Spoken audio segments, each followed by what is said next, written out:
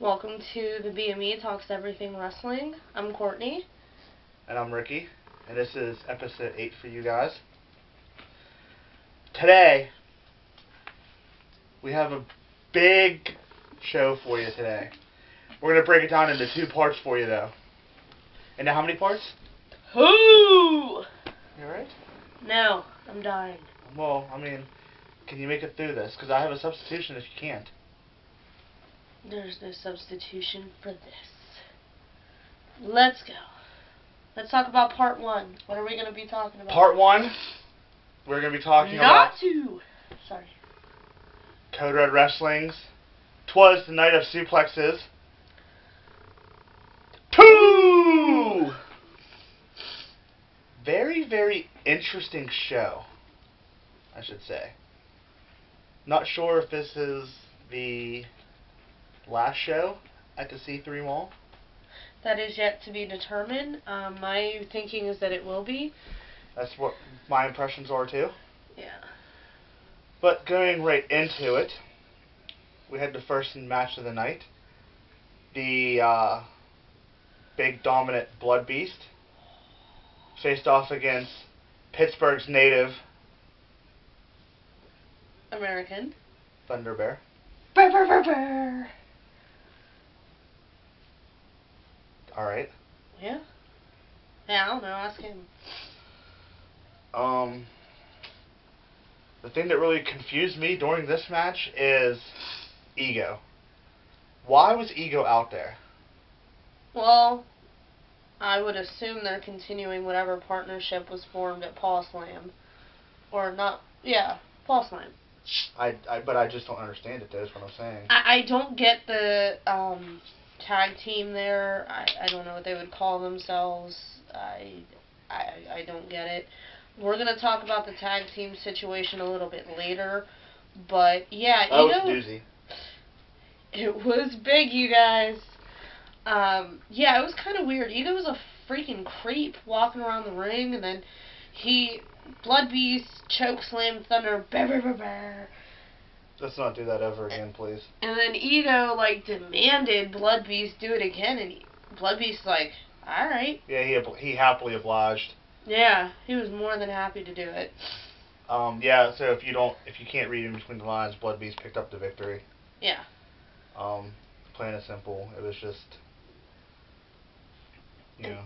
Yeah, and then Ego, entered the ring, raised his hand and then controlled his skull. I don't know if that's something, had to do with, SmackDown vs. Raw '08 or something, where you had the urn, you controlled the Undertaker type thing.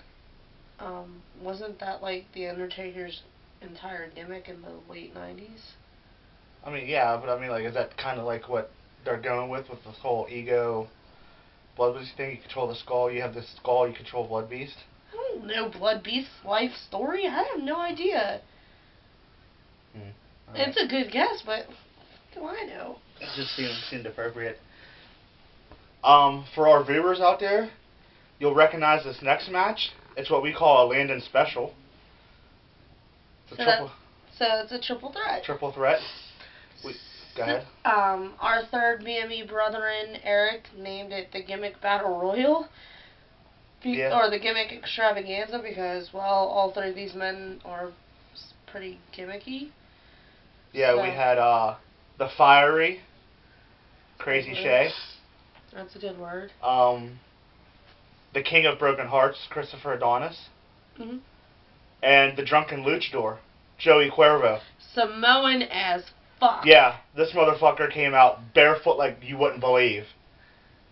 It was. I've always loved Joey Cuervo. I think that's the best gimmick in wrestling, period. So this match was crazy. It was really funny though. Go ahead. I know what you're gonna do. No, go ahead. Crazy Shay left the ring and he goes, "I may be crazy, but I'm not stupid." Yeah, he bounced. He was like, "You 2 fight, I'm out."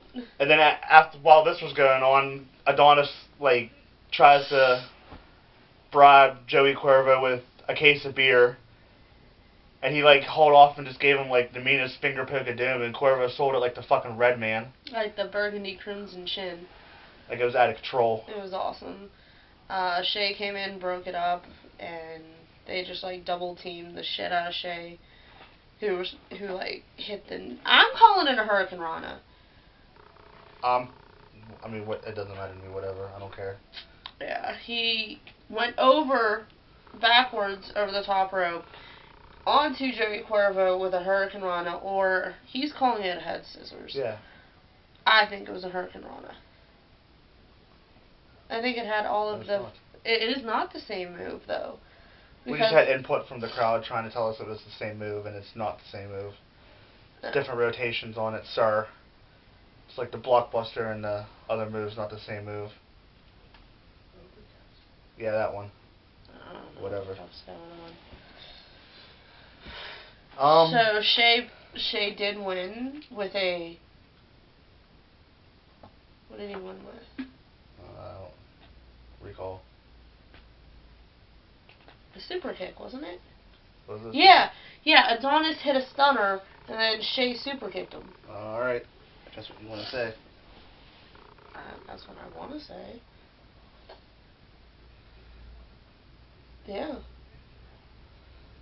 So the next match, I was kind of unimpressed with. I kind of liked it. It was the night of suplexes. It started out cool. And all through the mall. You just yell at suplexes, and I'll hit them all.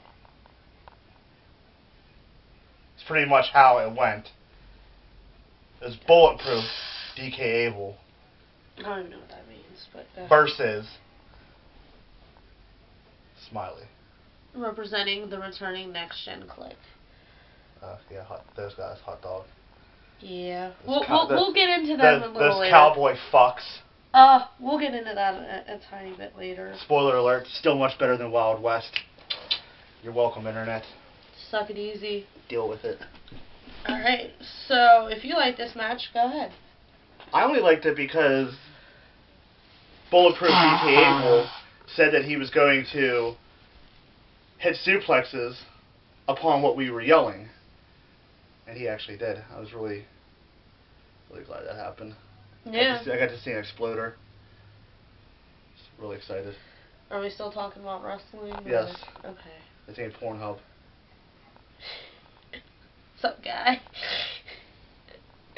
Alright, I'm just not going to talk about it. I just, quite frankly, didn't care. DK Abel won. I don't know how he won. I wasn't really paying attention. He dropped an elbow off the rope. For life and liberty. Yeah, that's how it went all. Yeah, he dropped the madness. Basically. Alright, so, to not be a complete dick, I'll explain why I didn't care. I have always been really impressed with Smiley, and I felt like he wasn't at the same caliber he usually was, and I'm still getting used to DK Abel, and I don't know. Sorry, I'm having technical difficulties. So the next match was the Santa Sack match, everybody! The Santa Sack match! I don't know what kind of deranged Santa carries a fucking steel can because Rubbermaids just don't get it done. Full of weapons. Like, it should have been called Krampus or some shit. But anyway, we saw Sinborn and Fleck, and this match was out of control. It was just... There was actually a spot during the match where Fleck had Sinborn up on his shoulders, and he chucked him over the railing on the outside. Yeah. Onto the steps below. He literally threw him over the railing. It was crazy. Fleck threw that kid into the fucking Christmas tree, shoved the Christmas tree up his ass, choked him with lit up Christmas lights.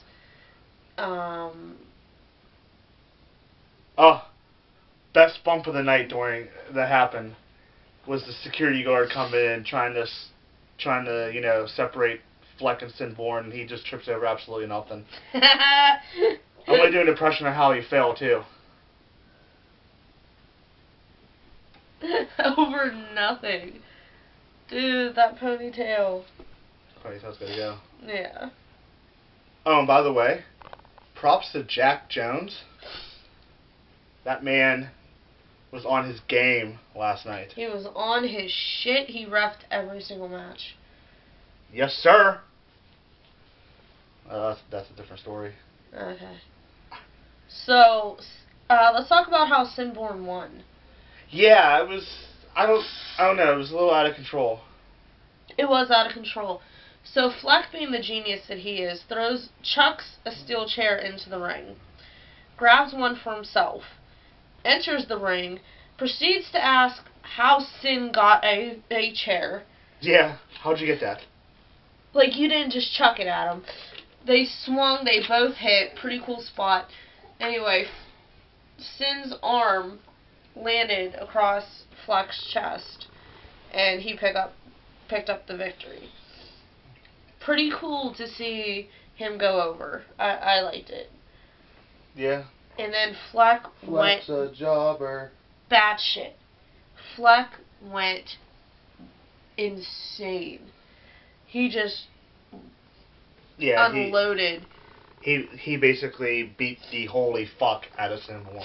Yeah, he fucking stuffed him in a trash can and dropped a leg. Like, it was nuts. Stuffed him in a trash can like a turkey. He did. Like his fucking name was Oscar or some shit. Like Sinborn was a prom night dumpster baby. Just threw him in there. He did too. Prom night dumpster baby. That's exactly what happened. So then, as he alluded to, the hardest working ref that night, Jack, literally jumps on Sinborn to protect him. Yeah. Did not work. So they had to bring in wrestlers to separate them, and it was just... That still kind of almost didn't work either. Like, Fleck was just... He was a man possessed. It was intense. So if we're giving props to Jack, let's give props out to Junior for having to clean all that shit up. Yeah, like, okay, so during this match, I don't know where the fuck Fleck got it from, but he ended up having 3 bags of, like, different flavored popcorn. Well, he had, like, that was in one of the trash, that was in the trash can. He had, like, one of those, festive Christmas tins. And he fucking chucked it, threw popcorn everywhere, fucking destroyed the entire thing. It was really a nice setup. It was very festive, and Flex just went all Grinch and said, "Fuck your Christmas." Yeah, yeah. So the whole place was destroyed. Yeah, props to Junior for cleaning all that up. I felt so bad for him. Yeah, I mean, not bad enough to do anything, like help him clean it, but still bad I helped enough. him. I threw one of those little caramel popcorns out there, and it was like you missed one. Well, you're a better man than I left. I enjoyed my intermission. Oh. I felt like I earned it. I guess. Yeah. So, I don't know if you saw this, but the wall by the gate was completely smashed in. Yeah, he threw Sinborn right through the wall, basically. It was crazy. He, like, chucked him. Which is really funny, because before we got there, I was like, this is going to be the last show at the mall. You need to throw Eric through the wall. Yeah. I was like, we got to go out in style, and they did it. Eric was ready. They beat us to the punch, show. Bastards. So. Do you want to talk about the next match, or? I mean, we kind of have to talk about the next match. It was... That wasn't the question. Oh. The question was, do you want to talk about the next match? I don't, but I'm a professional. This is important. You all want to know what happened, right? What's the next match? So the next match on the card, drum roll please, it's for your CRW Tag Team Championships, is returning Next Gen Click, comprised of Drew Flanagan, The Phoenix, Drew Flanagan, and the Boy Wonder, Kurt Cougar. Yep. Versus Pride or Die, your CRW Tag Team Champions. Hayden Farah and Christian Ego. Christian Igor. Is that what it was? I don't know, but that's what it sounded like to me. Yeah. This match was basically Hayden Farah's beatdown. Pretty much. Poor Hayden came out by himself. all by himself. He fought valiantly. He didn't want to be. Oh. Alright. Yeah. Continue. Whatever. So, yeah. Hayden makes his entrance, and then we're like, where's Ego? Ego, you cannot miss. So we're like, where is he? He makes his separate entrance and basically told Hayden, You left me by myself last month. You're by yourself this month. yeah. Have fun. Pretty, essentially. Basically. So Hayden pretty much, he dominated the Click at first, for the first, like, 2 minutes. He was holding his own. Yeah, for the first, like, 2 minutes, a few minutes in the match. And then the Click double teamed him with simultaneous super kicks. And then that was just the turning point. Ego every time would, like, raise his hand and be like, not today. Ego did get in a match, though. Yeah, he fucking flew off the top rope, driving his knee into the Boy Wonder. Probably making him miss curfew or something. Like, it was nasty. It was right then and there that Hayden went for the pin, and Ego stopped him and said, no, we're going to finish this. Set him up. And then the unthinkable happened. Ego turned on Hayden. Yeah. Ego smashed Hayden in the back of the head with a knee. Yeah. Ego is just an angry man. And he just unloaded on If he was an Farrah. elf, would he be an angry elf? Oh, he's an angry man. Very scary, intense. So basically leaving Hayden by himself. Hayden suffers nose arc, and Click picks up the victory. Get their titles back. And just when you think that's the end of everything, Ego once again returned to the ring and beat the shit out of him again. Now the story here is the Click's reaction. Yeah. Because the Click... Go ahead, you want to say? No, go ahead. But So the Click were watching Ego just destroy a very defenseless Hayden. yeah. Just, there was no saving him at this point. And Drew, you could see, was visibly upset. Yeah, he was like, I don't care what you say, we have to go in there.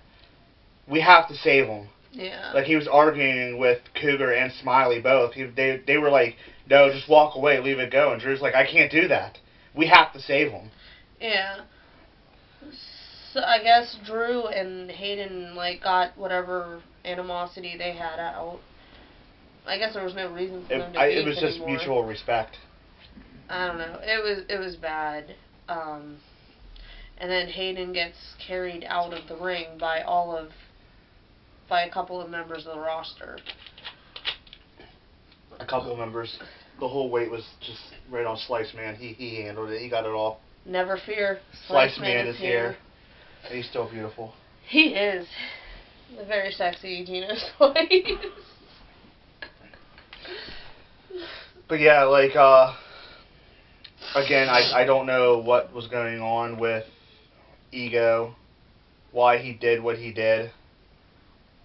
I don't know if it was because he was pissed off that he had to defend the title his last show by himself.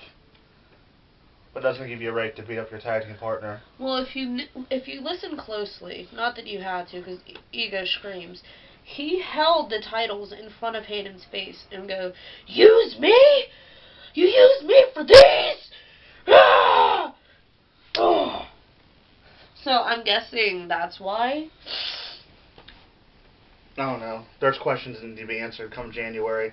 Yeah. If I have to be the one who asks those questions. Because you have to do everything. Well, yeah, but that wasn't the point. I'll be the only one brave enough to step up in the face of Ego and ask him those hard, tough questions.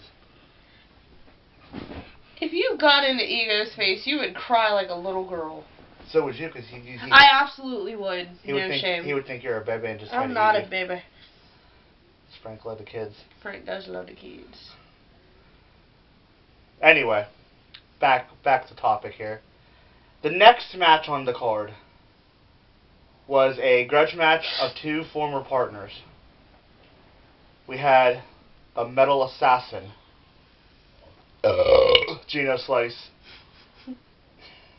The burp is usually silent. Yeah, I just emphasized a little bit there. Versus Johnny Switchblade. Yeah. Managed by Lincoln Jones. The very dapper Lincoln Jones. I don't know what was up with that guy's shirt yesterday. You leave it alone. He is like a very well-dressed man. Looked like a fucking tablecloth with buttons on it. You're fucking wearing an undershirt and you have the balls to talk about somebody else's style? You couldn't handle my undershirt. Obviously I can't. Damn right you can't. Shut the hell up. Let's talk about the match. So, Slice charged at him, and Switchblade ran from corner to corner until he was able to, I poke him. Yeah. But he didn't blade. I was really sad about that. Because nobody does that. I'm going to make it possible. You're a madman. I know. That's what I do. And I'm going to drink a big glass of milk afterwards. Just let it drip right in the milk and just chug it. Alright. Sorry about that. Does a body good.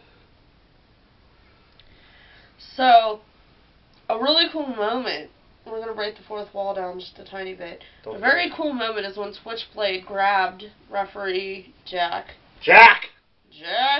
Jones! Spoiler. And was like, "These guys are my greatest fans," pointing at the BME. Us.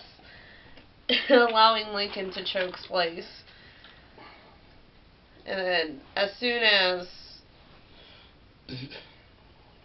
Slice was able to lock in a very creative submission, which I don't know the name of, sorry. It looked like an octopus type submission. I don't know. Slice is getting really fucking good with these submissions. It really looked like an octopus submission. Like, if you've noticed in the past few shows, he's locked in a very good submission. Yeah. So, props to Gino for that. But anyway, as soon as this match, as soon as he was locked in the submission, Lincoln flew into the ring and punched him, getting Johnny Switchblade disqualified. Yeah. And then that just pissed him off even more. So, Lincoln starts yelling, "This isn't over!" And then Slice chases him out of the ring side area. We were all just yelling, "Run, Lincoln! Save Lincoln!" It was Ford's Theater all over again. It was so bad. Minus the pistol. Yeah, I don't know though, man. Slice has some pretty big guns on him. AKs. Sure. I think Slice just likes to dab. No. No? So, the next match, I'm going to talk about very, very slowly, because it only lasted 86 seconds. Is that right? No. Minute 26. No, it didn't. It lasted 65 seconds. Minute 5. Oh, Brock Lesnar and Goldberg has nothing on this match. So we have the high stakes championship match between the Enigma Lucio DeVere and the Breadman Dan Sandwich. And if you don't know by now, the rules to the high stakes championship match goes as follows.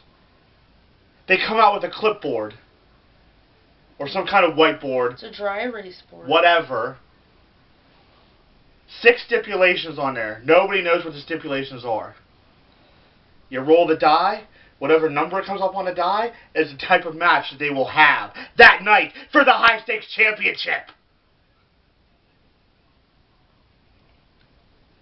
Yeah. So Dan Sandwich rolls his own little die. Who he got from, by the way? By the Real Deal and No Chillville. The Encyclopedia of Social Media. How you doing? Suck it easy. You're welcome, Internet. Deal with it. Who the fuck carries around one die in his pocket? The man's out of control. He just knew. He knew. Anyway, so it was the singles match. They lock up. Lucio overpowers him, hits a TKO, and that's literally the entire match. Yeah, Lucio is now your new high-stakes champion. I am fucking excited to see Lucio get a championship. I think it's overdue. Yeah. I'm excited about it. I'm a little confused of why it was only like a minute. Maybe there's some kind of story, I don't know. But we know the story behind it. Do we? I just said it. I just assumed like all the matches ran on too long. No, not at all. Alright. Not one bit. Think about it. I don't want to. Just think about it. I don't want to. I'll tell you off camera. Okay. Alright. So this brings us into our main event of the evening. And it is for the Code Red Wrestling Heavyweight Championship. The champion, Nick Mira. Who loves us, by the way? We love you more. Taking on the formidable challenges of the son of strong style, James Dean. And the Ponage Express, the massive Brohemoth. I just love that name. Brohemoth? Yeah. It's awesome. I want to go visit his place, level 4. I don't think you're enough megapixels for that. Oh, maybe not. Maybe a level 1. Maybe. You noob. This match was hard-hitting, top to bottom. Yeah. That's all I gotta say about it. It was just hard-hitting. I want to know what Brohemoth's beef with Nick Mira's skinny jeans was. If we're giving out props, can we give props to Nick Mira's cell phone for not slipping out of his skinny jeans at the beginning of the show when Brohemoth attacked him? Yeah. That was pretty cool. Good job, phone. Maybe spell code inside his pocket. Oh shit, we forgot to mention this was a Landon special. Well, obviously. Does that not need to be said? No, considering we already said the participants. Alright, well. Alright. So yeah, if you don't understand that, Coded Wrestling had 2. How many? 2! Landon specials in one night. Yeah. So Nick Mira retained the title. He did. Hard fought victory. It was. And then Brohemoth after an RKO. yeah, that one was a cool one. Like it really did come out of nowhere. Yeah. Which, you know, is one way to chop down a guy the size of Brohemoth. It was a great equalizer. It's like a 1 megapixel at a time. Yeah. So then afterwards, JD hands Mira the heavyweight title belt, and then proceeds to congratulate him on his victory, and then challenges him for the next show.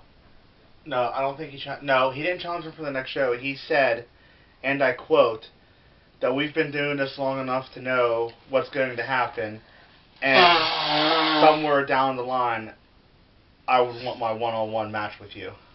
I swear he said at the next show. We will soon find out. Captain Serious. You're like, here, we need you here. Slow down, Captain Dewey. Do you want another one? No. I'll give you another one. I'll punch you in the forehead. No balls. My honey. Yeah, 'cause he's dead. So are you, Axel? I'm not Axel. Alright. Alright, so the next show is going to be... January 7th. Yeah. It's scheduled as of right now to be at the mall, but I don't see how that's going to happen. Scheduled at the C3 Mall. Yep. Don't know. Supposedly the C3 mall is closing. It's dying a very slow death. It's on Ethan Carter status right now, 1%. Oh. Oh my god, yes, that's what I'm talking about. So I think that's a really good time to end things, because I don't know if we have anything else to talk about in regards to Code Red. We don't. I guess just be there January 7th, 2017. Check out our show at PWX Media on their YouTube channel, PWX Media, from the front row. That's us, by the way. We're fucking legit. Please don't bombard us with autograph requests. You know, just one at a time. We will get to everybody. You can send in your questions via social media. Just use the hashtag BME. And we're not talking best Meltzer ever. Or best moonsault ever. Whatever the fuck that is. I don't know. Send all your questions to right there on the Ultimate Wrestling fan page. Make sure you hashtag it BME though, so we actually get it. We will answer your questions. Yes, but if you see us out in public, please respect. Yeah, I don't want to be people. I don't want to be signing autographs when I'm out there having lunch with my child. Right.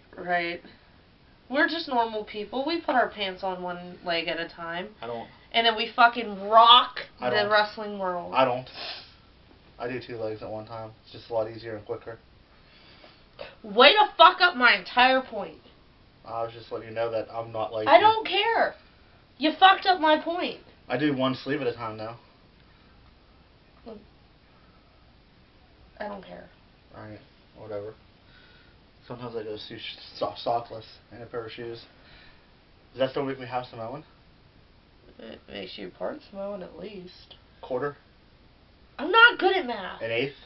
I am not good at math. Stop asking me math questions. How about a 16th? I'm going to take out a 16th of your butthole if you don't shut the fuck up. Maybe that'll help. I doubt it. Alright. Anyway, this was episode 8, part 1 of our 2-part indie wrestling story that we're coming to you live today. Well, not live, but you know what I mean. So look for us to talk about later on PWX's Aftermath. What a good show that was. It was. Until then, I am Ricky Hart. I'm Courtney. And we will catch you guys later. Peace!